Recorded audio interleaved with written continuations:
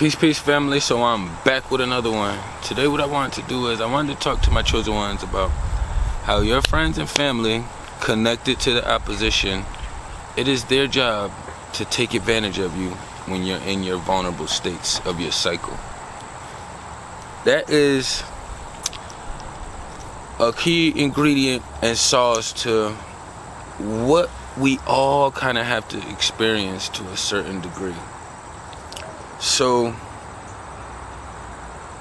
when I mean that it's their job to take advantage of you when you're in a vulnerable state, you have to understand that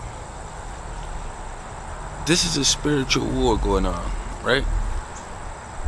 And once you understand how serious it is, you'll understand that the beings beside you, your friends and your family, your spouses and shit, if they are not taking dramatic steps to change and create the shift in their spiritual realm, they're always going to be with the opposition. There's always going to be some kind of weird gaslighting, manipulation, some kind of devaluation in the process of being involved in dealing with these beings. These are things that are inevitable when you are dealing with an enemy. You have to understand that you don't have to use your throat chakra to understand that your spouse is being an enemy or is an enemy. Your brother is a fucking opposition. Your sister is an opposition. Your mom and dad are oppositions to you and your journey. I think it's kind of evident, right? That the system make it clear that we're in the Western world. So in the Western world, a lot of our movies, TV shows, things that we watched as kids, a lot of it has to, what the fuck is that? A lot of it has to do with good and evil, right? And for the ones who don't believe in good and evil, this new spiritual movement has everyone going to positive, negative. And if you're also in another culture, they'll have a different concept of their good and evil. You won't have good without evil. Simple process. You won't have positive without negative. So don't be a weird witch and think that there will be no negatives or no evil happening. It has to happen. It's like when you see your siblings and your spouses and your mom and dad, you have to understand that, okay, this is a fucking snake right here. I'm just gonna use that for an example.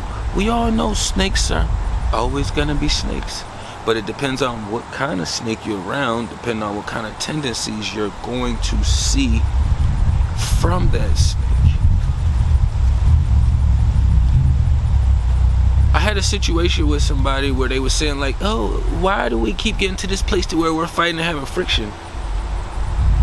To me, I know I'm dealing with a whole disgusting ass demonic witch because I am somebody who's extremely vocal. I'm extremely clear about where I'm going, what I would like, and what my weak points are, and where you could be helpful at if you wanted to be a part of my journey. So when they make it their business to duck and avoid you, you have to make it your business to call them little disgusting pieces of shit every chance that they present and pop that little demon up. The more and more you move around and you start ignoring and allowing this little disgusting motherfucker to pop up and do what it wants to do, the more you're gonna pay for it in the inside. And most of the time, you feel like you can ignore it until your body starts registering, hey, something in the atmosphere is fucking your vessel up. Now you feeling sick, you're not eating the same, you may be losing weight, you may have other little different things happening to your body and vessel that normally doesn't happen, but now it's happening because you're in a confused state. When I get around people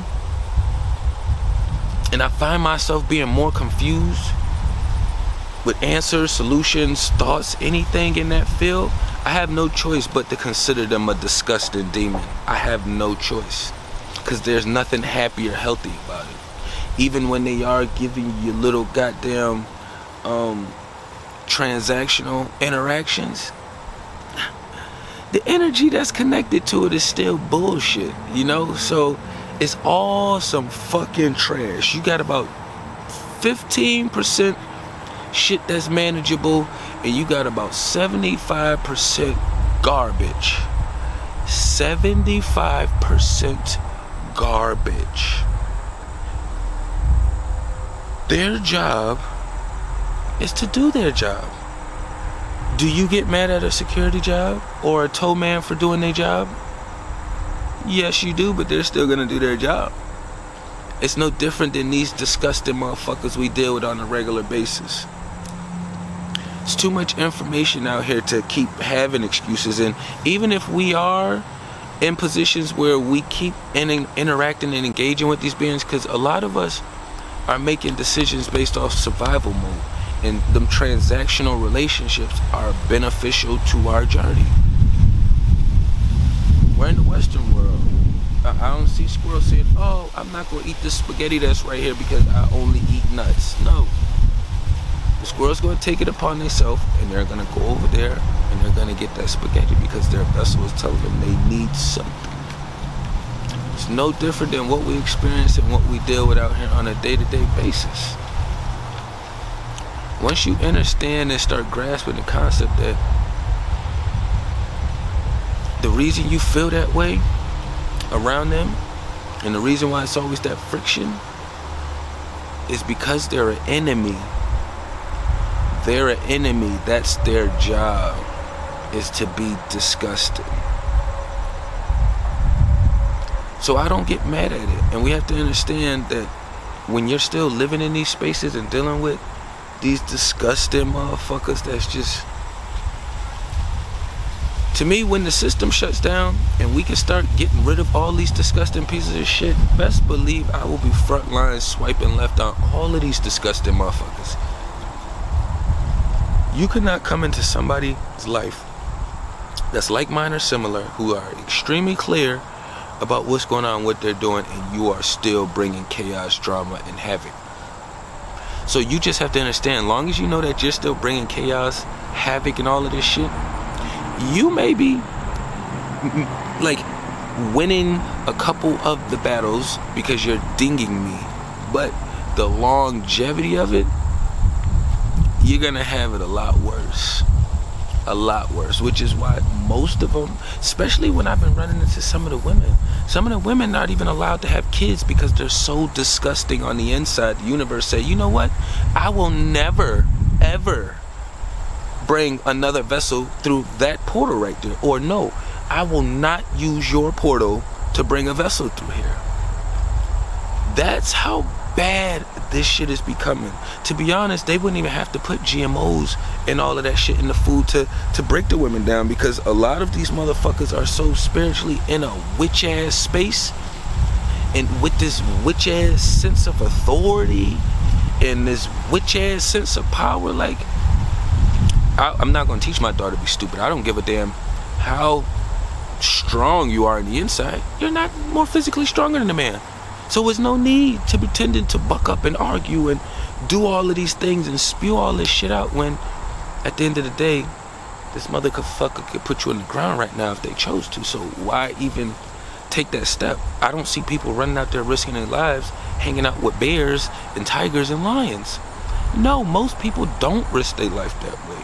The people that do live in with those kind of animals, they have a spiritual connection with those animals. So that's why you can turn on fucking one of the channels or turn to something on YouTube and see something similar to Animal Planet, where people are actually living and engaging with lions and tigers and alligators and rattlesnakes and all of these things.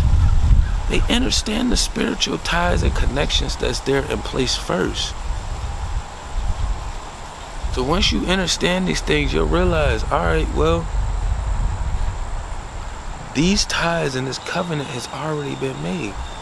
The system is allowed to put these movies out and to do these things because they already know, hey, once you get to a certain age, Most motherfuckers is too weak to work to get that opposition out of there. They'd rather just keep working for the opposition and destroying everybody else in their path, and then making it seem like they're doing great or they're light beings now to the rest of the shitty ass people that they used to be around in their past. So just being mindful, like, it's their job. It's their job to be disgusting. You know, it's their job to gaslight you. It's their job to avoid the elephant in their room. You know what I'm saying? It's their job to start arguments at the end of the night when you know you have to be up early. You know what I'm saying? All of that plays a factor on your energy and how you operate out here. So for me, I just know that the fight doesn't stop until I'm on to this next chapter. We want to get ourselves in a better space to where we don't have to fight on the hardest level, but it's still going to be a hard fight. You know, you got hard, harder, hardest shit, hard as a motherfucker. It's all these hard levels. The easy is way, way, way down there, and most of us don't even do things on the easy level. We not even afforded to be able to do things on the easy level. You know what I'm saying? Like, even waking up is a fucking fight. You know what I'm saying? Because you got all these other battles you knocking out the way before you even get your ass out the bed. You know what I'm saying? But I ain't want to run it up too long. You know what I'm saying? Your friends, your family, the people around you that's not shifting and changing, it's their job to not be supportive, to pull you back into these places and spaces, and to be a distraction in your life. You know what I'm saying? So just be aware. Just be mindful. The same way they always say you only got one mom, dad, aunt, uncle, cousin, blah, blah, blah. Hey, look, as far as you know, you have this one opportunity on this plane right now to do things to make it help or to hurt it more. You know what I'm saying? I ain't want to run it up too long. I'm tapping everything down below. Peace and love to the kings and queens.